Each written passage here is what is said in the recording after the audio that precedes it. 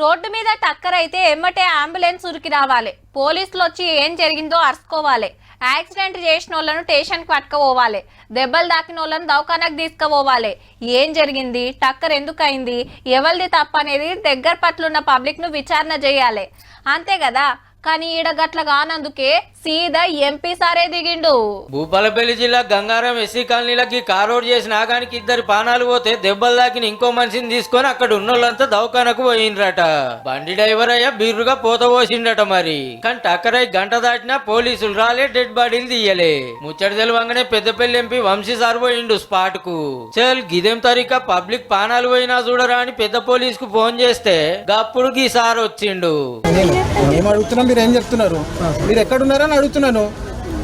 ఇప్పటివరకు ఎక్కడున్నారు మీరు? వస్తున్నా సార్. నేను ఎక్కడి నుంచి వస్తున్నారు? హైదరాబాద్ నుంచి వస్తున్నారా? SHO vehicle sir. ఏంది ఎస్హెచ్ఓ అండి? ఏం మాట్లాడుతున్నారు మీరు? ఎంపీ సార్ ఓటు అడిగితే సార్ ఓటు చెప్పబట్టే దళితులైనందుకే పట్టించుకుంటలేరని పబ్లిక్ అంతా గరం అయిండ్రు. వదిలేస్తారు ఇక్కడనే, ఒక 2 days ఉంటుంది ఇక్కడనే. డెడ్ బాడీ ఇట్లా ఎవరో గుద్దేసిపోయినా ముచ్చట రచ్చయ్యేటట్టుందని గప్పుడు డెడ్ బాడీలను తీసిండ్రు. ఇక ఇంటోళ్ళను వంశీ సార్ ఓదార్చి పైసా సాయం చేసిండు.